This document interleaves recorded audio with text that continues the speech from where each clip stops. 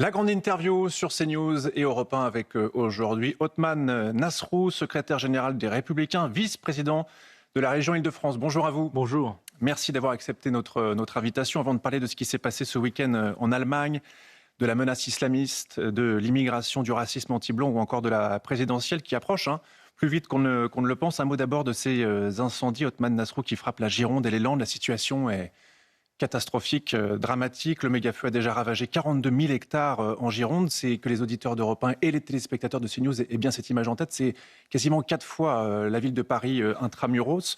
220 000 personnes évacuées dans le département, près de 250 000 en France. Emmanuel Macron va réunir dans ces conditions une cellule de crise interministérielle ce matin. Est-ce que le chef de l'État, c'est ma première question, Othmane Nasrou, est à la hauteur ? Et est-ce que on sait que gouverner, c'est prévoir. Est-ce que Emmanuel Macron, par rapport aux moyens, aujourd'hui, est à la hauteur de ce qui se passe en France, de ces méga-feux qui touchent la Gironde notamment ? Je veux d'abord avoir une pensée pour toutes les personnes qui sont en première ligne et qui vivent cette catastrophe qui nous marque tous. Et bien sûr, tous ceux qui sont déplacés, ceux qui ont perdu parfois leur maison, ceux qui ont eu peur pour eux-mêmes ou pour leur famille. Et puis, en particulier, nos soldats du feu qui sont en première ligne et qui se battent avec un courage incroyable et à qui nous devons plus de moyens. Et moi, je ne veux pas faire de polémique inutile dans un moment comme celui-là.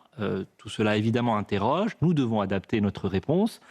Nous nous réclamons, je veux le redire là aussi clairement, nous avions préparé avec Bruno Retailleau, ministère de l'Intérieur, eh bien, le Beauvau de la sécurité civile. Nous avons aujourd'hui un texte qui est quasiment prêt et qui attend que le gouvernement s'en saisisse pour évoluer sur un certain nombre de sujets. Vous savez que nos sapeurs-pompiers, par exemple, sont à 80% des volontaires. Il faut renforcer leur statut. Il y a des questions de moyens qui se posent.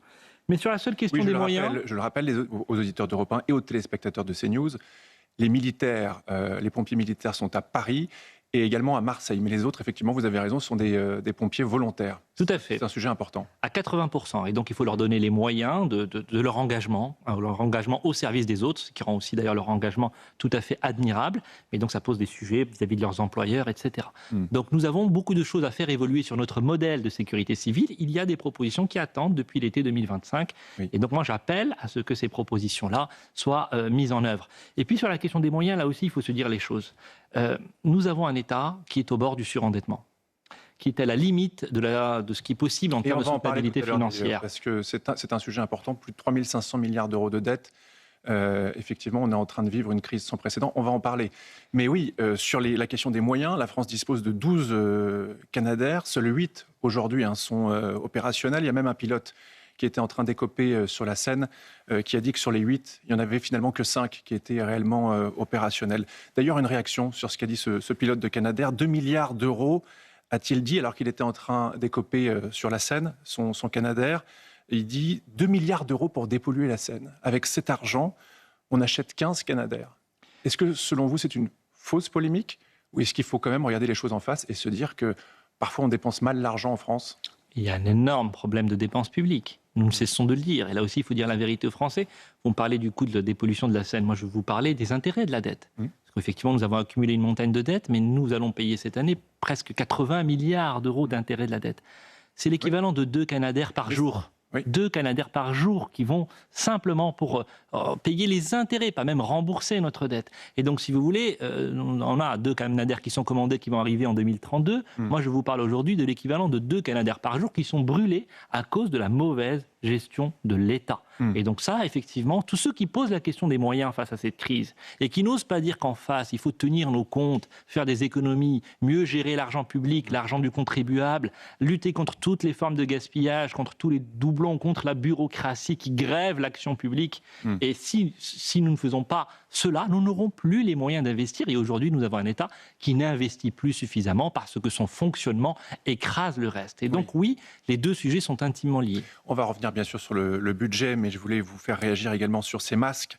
1,5 million de masques FFP2 sont envoyés en Gironde. Pourquoi ? Eh bien parce que le seuil d'alerte aux particules fines est dépassé dans 4 départements dans le sud-ouest. Il faut protéger évidemment les plus fragiles. L'État réagit donc aujourd'hui, mais gouverner, je le disais, c'est important, c'est prévoir. Après le Covid-19, après les méga-feux, demain peut-être d'autres crises. Est-ce que la France anticipe, c'était ça ma question, anticipe suffisamment?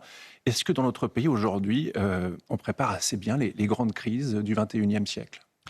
Il est évident, y compris pour les raisons que je viens de vous indiquer, qu'on ne prépare pas suffisamment l'avenir. Je note néanmoins que toutes les mesures d'évacuation ont été bien appliquées et conformément à des plans qui ont été élaborés, notamment depuis les incendies de 2022. Donc il y a des choses sur lesquelles nous faisons mieux qu'avant, mais il y a encore trop de sujets sur lesquels nous n'arrivons pas à avancer. Parce qu'on a encore tous en tête les incendies terribles à la Thèse de Buch, à Landiras, en Gironde.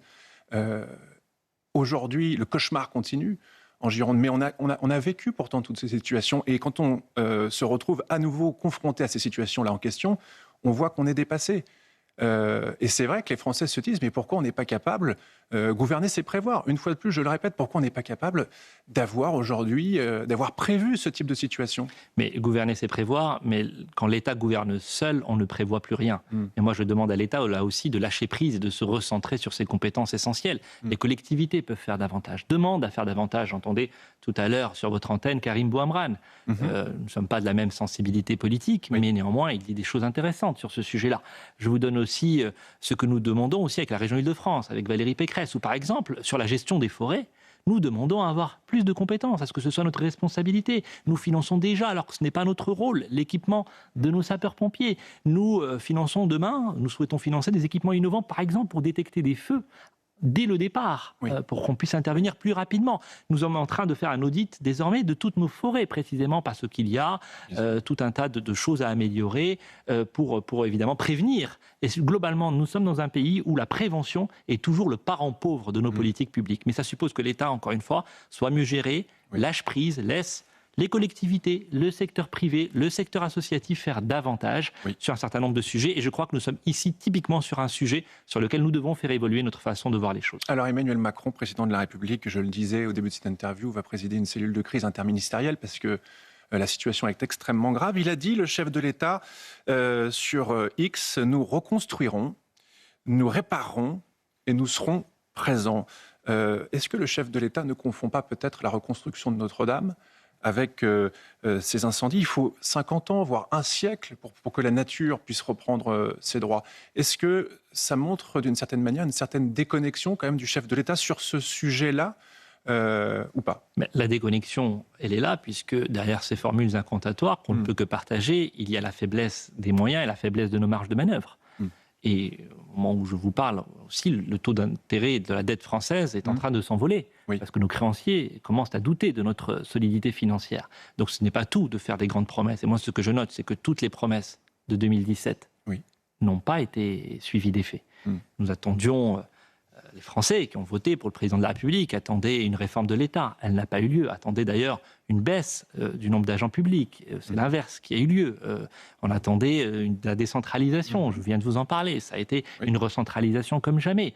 Et puis sur la sécurité, sur la gestion des flux migratoires... C'est 10 ans pour rien, presque. Je pense qu'on a reculé durant 10 années sur beaucoup de sujets. Je pense que l'état de la France d'aujourd'hui est plus grave que l'état de la France de 2017. Et je le regrette parce que j'appartiens à une famille politique qui n'a, sur un certain nombre de sujets, cessé d'alerter. Nous n'avons pas toujours tout bien fait à droite, mais cela fait 15 ans que nous alertons sur la dérive des finances publiques, que nous disons qu'il faut une réponse pénale beaucoup plus forte, qu'il faut réformer l'État qui doit se recentrer sur ses missions essentielles. Et donc nous avons perdu un temps précieux. Et aujourd'hui, le temps ne joue pas pour nous, il joue contre nous. Et donc, il est urgent que les décisions courageuses qui sont attendues soient prises et j'espère que ce sera le cas après l'élection présidentielle. On parle actuellement de ces feux de forêt, mais il y a également un autre sujet dans l'actualité, c'est la sécurité. Et la sécurité, ça va être un sujet majeur aussi de la prochaine présidentielle. Je rappelle que vous soutenez Bruno Retailleau, le président des Républicains. Vous avez vu forcément cette information. Ce week-end en Allemagne, un homme a foncé en voiture sur la foule réunie pour la Gay Pride de Berlin. Une femme a été tuée, 29 personnes blessées. Les autorités allemandes privilégient la piste d'un attentat terroriste islamiste. Le suspect, c'est important de le dire, était connu des services de police pour ses liens avec la mouvance islamiste. Il a été abattu par les forces de l'ordre. Nous avons commémoré le 14 juillet dernier l'attentat de Nice. Hier, c'était les commémorations du père Hamel, qui, je le rappelle, a été égorgé dans son église à Saint-Étienne-du-Rouvray. Évidemment, ça nous rappelle des choses absolument terribles. Est-ce que la menace islamiste, vous êtes proche de Bruno Retailleau qui a été ministre de l'Intérieur, est toujours présente dans notre pays? Et il faut le dire, à aucun moment on ne peut baisser la garde dans ce genre de situation.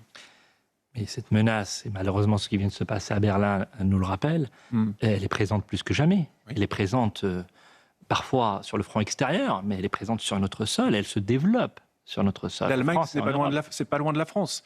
C'est-à-dire qu'à tout moment, on pourrait nous aussi, malheureusement, être frappés. Il faut en être conscient. Il faut être conscient aussi que nos services de renseignement déjouent tous les ans plusieurs attentats. C'est la réalité. Nous luttons encore aujourd'hui pied à pied contre cette menace. Et parfois, d'ailleurs, sans qu'on le sache.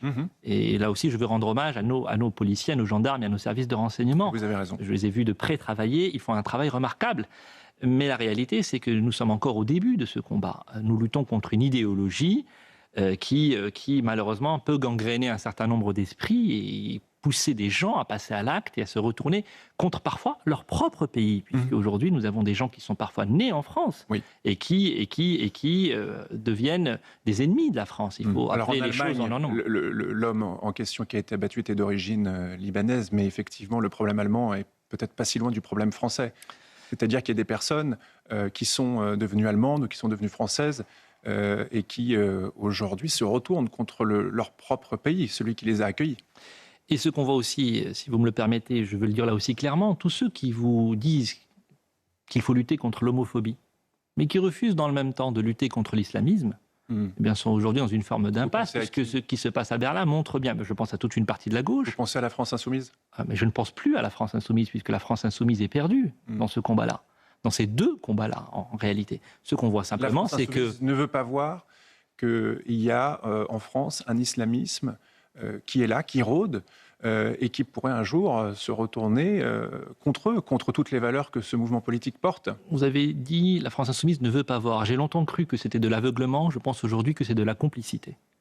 Et donc la France insoumise est aujourd'hui l'allié objectif, c'est factuel, effectivement, de tous ceux qui veulent déconstruire la France, de tous ceux qui prônent la haine contre la République. Et donc oui, ce sont aussi aujourd'hui les alliés. Et nous l'avons vu en 2019 quand il y a des manifestations. Othmane Nasrou, les mots que vous utilisez ce matin sont forts.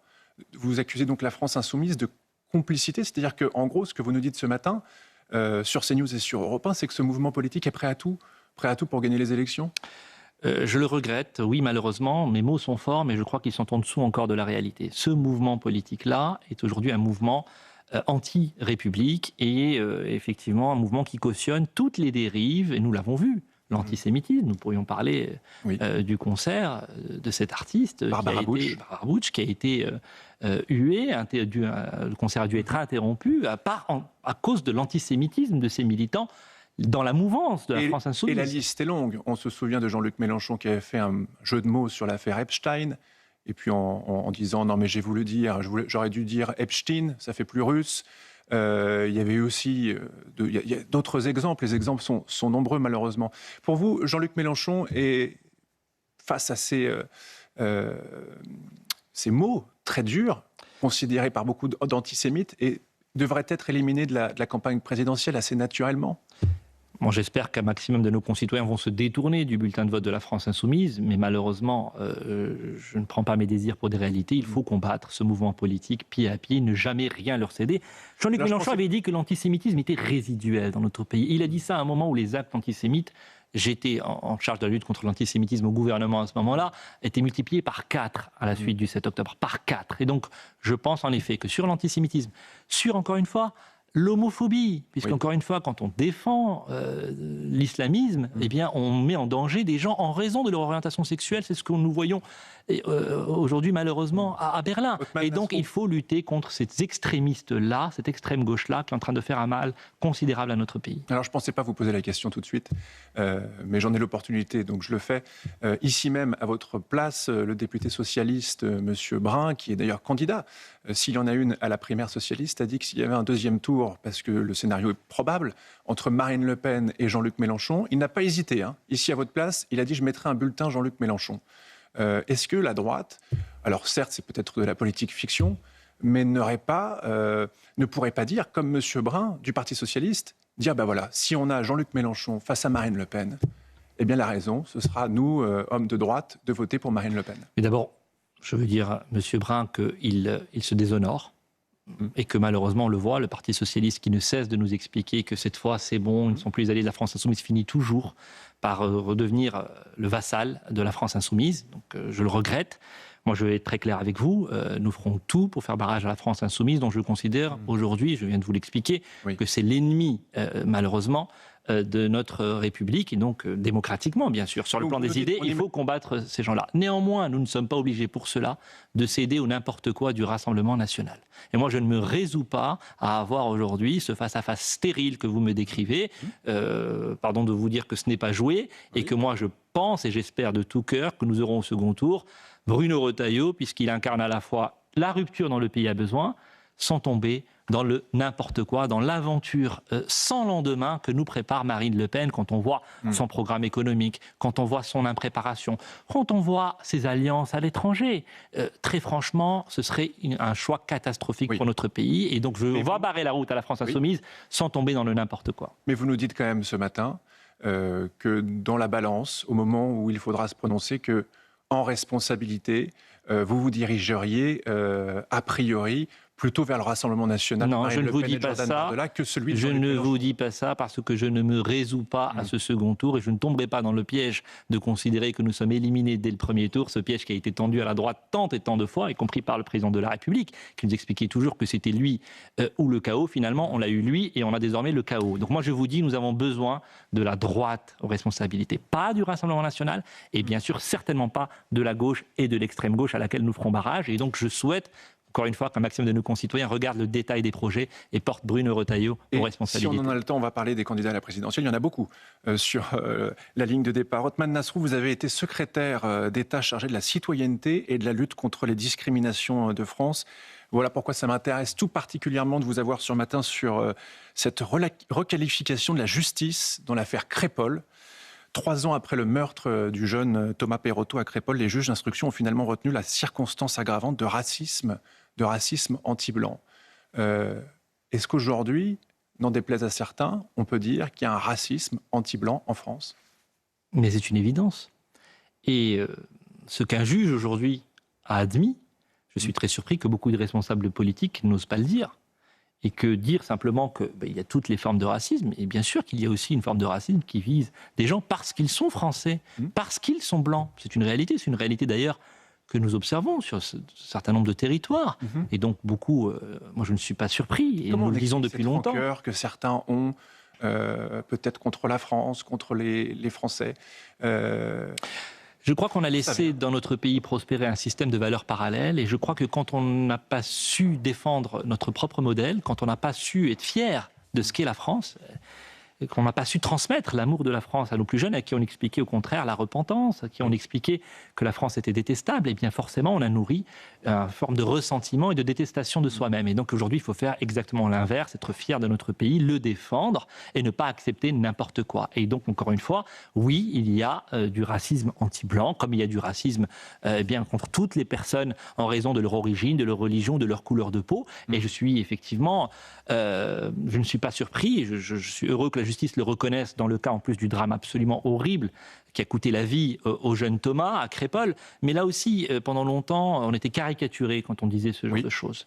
Et donc je pense qu'aujourd'hui c'est fini, la réalité elle est devant nous, il faut l'affronter, et nous, la droite, nous n'avons pas à être en soumission intellectuelle face aux diktats de la gauche qui nous empêchent de dire ce que nous avons à dire et de faire ce que nous devons faire. Et demain, il faudra encore une fois, je vous l'ai dit, prendre des décisions très courageuses, y compris sur ces sujets-là. Et ça pose aussi une question de notre jeunesse. Jean-Louis Borloo, ancien ministre dans le Journal du Dimanche, disait hier que la jeunesse est une priorité absolue. Il propose la création d'une coalition pour la jeunesse, réunissant les maires, les fédérations sportives, les entreprises, les éducateurs et l'ensemble des acteurs de l'éducation. Il a raison, Jean-Louis Borloo, la jeunesse, c'est primordial d'en prendre soin et d'y penser dès maintenant ? C'est un défi absolument majeur. Nous avons un rajeunissement de la délinquance, nous avons une ultra-violence chez nos jeunes, nous avons effectivement ce sujet des écrans, des réseaux sociaux qui causent des ravages considérables. Et puis nous avons un sujet, disons-le aussi, de justice des mineurs que nous n'arrivons pas à réformer. Là aussi, je vais être très clair avec vous. Tous ceux qui vous expliquent, qui vont changer les choses sans accepté de réviser la Constitution mentent aux Français. Et moi, je défends aujourd'hui un candidat, Bruno Retailleau, qui assume d'incarner, de porter la rupture. Ça suppose de réviser la Constitution, parce qu'aujourd'hui, les jurisprudences nous empêchent de réformer la justice des mineurs. On l'a encore vu avec des décisions récentes du Conseil constitutionnel, que je respecte. Mais à un moment donné, quand il y a une volonté populaire et quand les représentants de la nation votent des textes qui ne posent pas qui ne touchent pas aux grands principes constitutionnels, nous devrions pouvoir les mettre en œuvre. Et donc oui, il faudra réviser la Constitution et changer totalement notre approche sur cette question des mineurs. Othmane Nasrou, on doit conclure. Un dernier mot. Les candidats, je le disais, sur la ligne de départ à la présidentielle sont extrêmement nombreux. Bruno Retailleau, David Lisnard, Édouard Philippe, pour citer ceux qu'on situe vraiment à droite sur l'échiquier politique.